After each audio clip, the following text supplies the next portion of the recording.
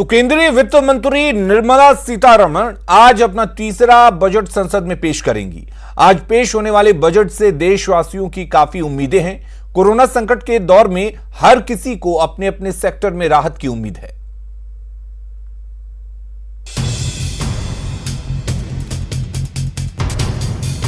केंद्रीय वित्त मंत्री निर्मला सीतारमण अपना तीसरा और साल 2021-22 का आम बजट 1 फरवरी को पेश करने वाली हैं। कोरोना संकट की वजह से इस बार सरकार के सामने अर्थव्यवस्था की सुस्ती दूर करने के साथ साथ लोगों को राहत देने की बड़ी चुनौती सामने है। कारोबार, नौकरी और महंगाई, इन तीनों का सीधा असर लोगों के जीवन पर पड़ रहा है और हर कोई वित्त मंत्री से आस की उम्मीद लिए बैठा है। ऑब्वियसली बीइंग अ हाउसवाइफ तो हमको तो पहले यही रहेगा कि द ग्रोसरी प्राइस उसका वो ध्यान रखे government, plus of course the school fees, and thirdly of course the being a lady gold prices have really gone up. हमारा तो ऐसा हो जाएगा कि कहाँ से हम अफोर्ड कर सकेंगे। सबसे प्राइस लो होना चाहिए। दालें हैं, सब्जियां हैं, घर में आम नागरिक गरीब आदमी नहीं खा सकता। मेडियोकर तो सोचता ही रह जाता है हम क्या करें। राशन वगैरह सारा कुछ सस्ता होना चाहिए कि बच्चों के लिए पढ़ाई में पढ़ा नहीं सकती हूँ, मेरे लिए बहुत मुश्किल है। आम बजट से सबसे ज्यादा उम्मीदें मध्यम वर्ग को होती हैं। बदलावों का सबसे ज्यादा असर भी उसकी जेब पर पड़ता है। लेकिन इस बार कोरोना की वजह से हर सेक्टर को बूस्ट करने के लिए वित्त मंत्री की ओर सबकी नजर है। वर्क फ्रॉम होम पर होने वाले खर्च में मिले राहत, टैक्स में स्टैंडर्ड डिडक्शन की लिमिट बढ़े, होम लोन के प्रिंसिपल रीपेमेंट 80C से बाहर हो, सेक्शन 80C की छूट को 3 लाख करने की मांग, राशन, गैस और स्वास्थ्य सेवाएं सस्ती हों, सेक्टर डिमांड के मुताबिक GST हो। गवर्नमेंट जो टैक्स रेट है उसको थोड़ा लिबरलाइज करे।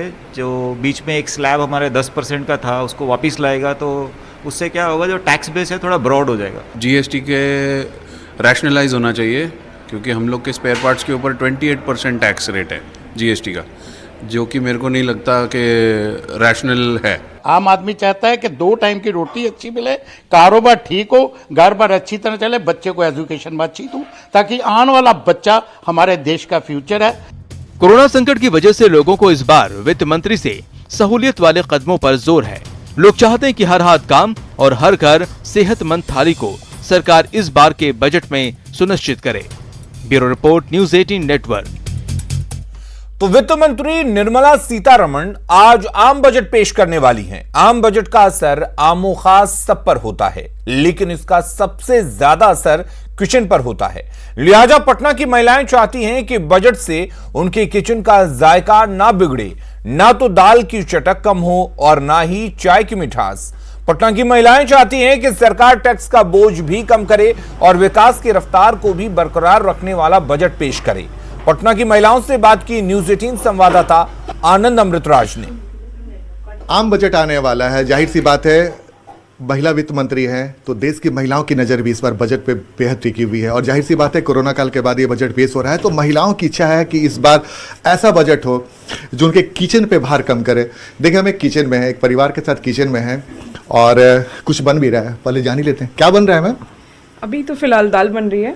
अच्छा, दाल जी। दाल में चटक नजर आ रहा है।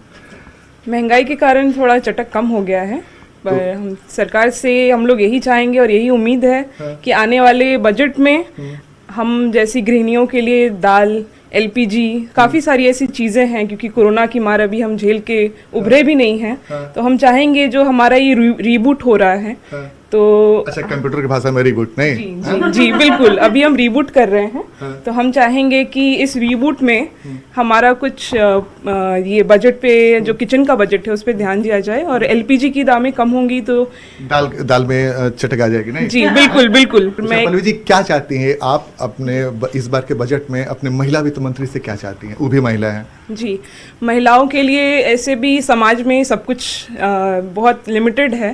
तो जैसे आप जानते होंगे कि इंडिया में 11% ही जो है महिलाएं जो हैं वो नौकरी पेशा हैं, तो और उसमें से भी 14% जो है अभी अपनी नौकरियों से हाथ धो के घर में हैं।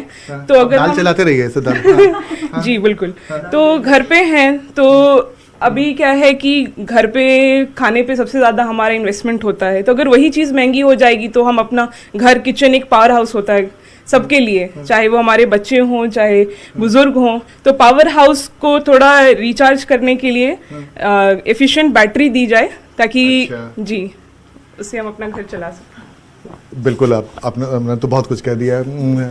आप क्या बना रही हैं? सर मैं तो ठंडी के समय तो चाय बना रही हूँ गरम गरम। बस ये कोशिश कर रही हूँ कि ये चाय मेरी मिठास थोड़ी कम ना हो जाए इसमें। तो मैं चाहूँगी सरकार हमारी और ध्यान दें कि हमारी ये जो चाय बन रही है वो अच्छी मीठी भी हो, स्वादिष्ट भी हो। बिल्कुल, तो आप और अभी चीनी ज़्यादा डालना पड़ रहा है ना जी, तो चीनी डालते समय मैं सोचना पड़ रहा है कि मतलब क्या डालूं ताकि आगे का भी मेरा बजट लिमिट रहे। जैसा कि अभी हम लोगों ने कोविड की मार सही है, तो हर चीज़ में हम लोगों ने कटौती करना सीख लिया है, पर कब तक। तो अब जो नया बजट आ रहा है तो मैं सरकार से चाहूँगी कि हमारी गृहिणियों को ध्यान में रखते हुए, क्योंकि हम कमाते किस लिए हैं, अच्छा खा सके, अच्छा पहन सके, तो अगर और परिवार को भी संतुष्ट कर सके। अपने परिवार, खास करके महिलाओं का काम ही है कि हम अपने घर को संतुष्ट रख सकें। तो ये हम लोगों का मतलब क्या जिम्मेदारी हम लोगों की होती है कि अपने घर को आप कैसे अच्छे से चला सकें। तो अच्छे से चलाते हुए पर किसी चीज की कटौती ना करें, अपने बच्चों की ख्वाहिशों को पूरा करें। लेकिन इसमें कटौती इस बार करनी पड़ी ना कोरोना में। बिल्कुल, कोविड के कारण हम बहुत कुछ हम लोगों ने कटौती किया है। तो अब मैं सरकार से उम्मीद करती हूँ कि हमारी इन सुविधाओं को ध्यान में रखते हुए सर के बजट बनाए। तो परिवार को संतुष्ट कर पा रही है इस कोरोना काल में किचन से अपने परिवार को?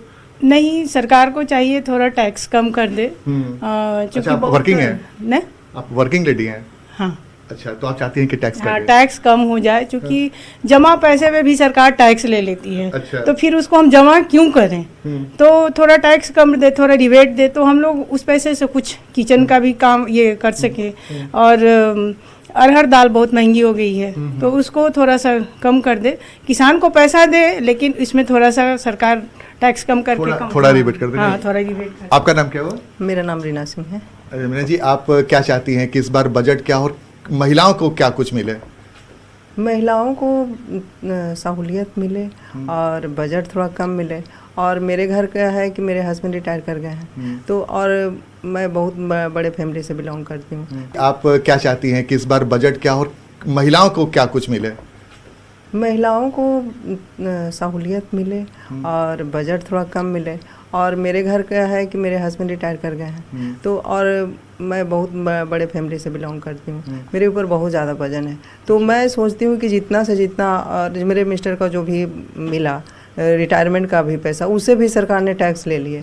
तो फिर कुछ बचता नहीं है, तो परिवार चलाने में थोड़ा सा मेरे को दिक्कत है। टैक्स में थोड़ा टैक्स में मेरा बचत दें, क्योंकि मैं सहूलियत से अपने परिवार को खुशी खुशी अपना घर चला पाऊँ। मैं सरकार से यही उम्मीद करती हूँ कि ऐसा महंगाई माने कम करें कि सभी वर्ग में समानता हो और एक समान आगे बढ़े और विकास भी करे साथ साथ।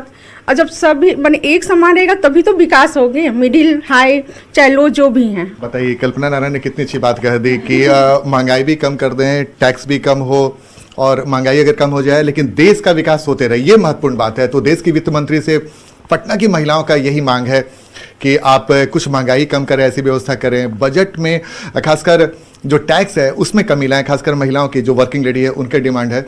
और महंगाई पे खासकर बिहार पे भी ध्यान दें। बिल्कुल, बिहार पे भी ध्यान दें, बिहार की महिलाओं पे नहीं। जब देश के वित्त मंत्री ध्यान देंगे तो पूरे देश की महिला पे ध्यान देंगे। आप निश्चिंत रहिए, तमाम लोगों के लिए। तो जाहिर सी बात है, पटना की महिलाओं की जो मांग थी अपने देश के वित्त मंत्री से, वो यही है कि टैक्स में कमी दें, महंगाई कम हो और किचन का जो बोझ है वो थोड़ा सा हल्का हो जाए। कैमरामैन सुबोध के साथ आनंद अमृतराज, न्यूज 18 नेटवर्क, पटना। तो पटना की महिलाओं की यही कुछ